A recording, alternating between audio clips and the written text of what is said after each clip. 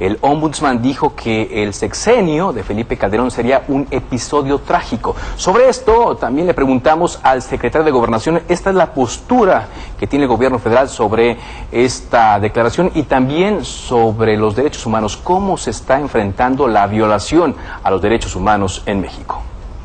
Hoy el titular de la CNDH en México presenta su informe al Congreso de la Unión, pero él en una entrevista ha mencionado que este será recordado como un sexenio trágico. El sexenio de Felipe Calderón será recordado por un sexenio trágico por los saldos que ha dejado la lucha contra la delincuencia organizada. ¿Qué decir a este respecto? Yo no sé si esas fueron exactamente las palabras del doctor Raúl Plasencia.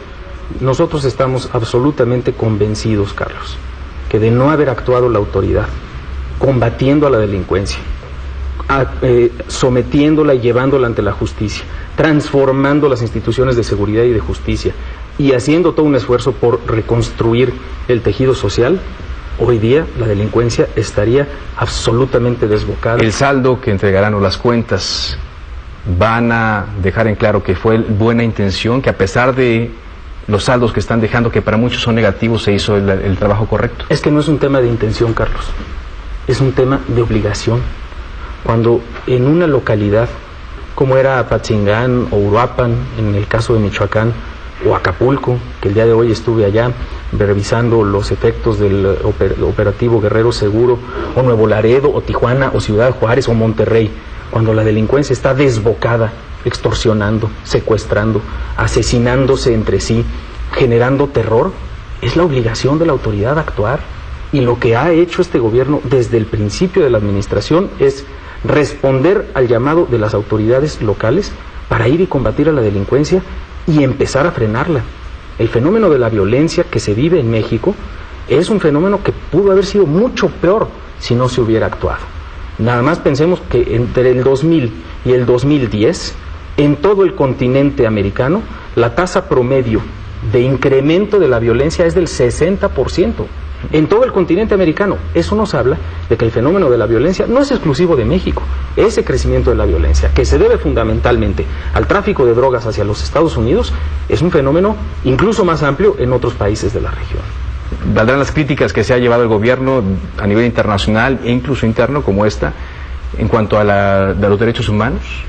Carlos, así como hay críticas, hay reconocimiento. Déjame darte un dato para beneficio de tu auditorio.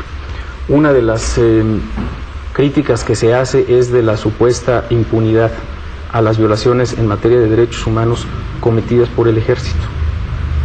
Desde el inicio de la administración hasta el día de hoy hay más de 6,000 quejas presentadas en la Comisión Nacional de Derechos Humanos en contra del ejército. 6,000 quejas contra miles y miles y miles, millones de contactos entre el ejército y los ciudadanos. Solamente 6,000 quejas. Ahora, de esas 6,000 quejas, 86% la Comisión Nacional de Derechos Humanos ya las investigó, ya las concluyó. Y solo ha encontrado violaciones a los derechos humanos en 90 de esos 6,000 casos. Es decir, alrededor del 1.6%. En el 1.6% de esos casos hay violaciones a los derechos humanos. Y tú dirás, bueno, ¿pero qué han hecho con ellas? Se han cumplido todas. No solamente eso, hay 240 soldados sujetos a proceso y 29 condenados ya. Es decir, lo sistemático no son las violaciones a los derechos humanos, son en un porcentaje pequeñito. Y lo sistemático es que cuando se dan, se están sancionando y se están castigando. Y por supuesto que tenemos que estar alertas y por supuesto que condenamos con absoluta firmeza cualquier violación a los derechos humanos y por supuesto que hay mucho por hacer, pero hay que reconocer las dimensiones de las cosas.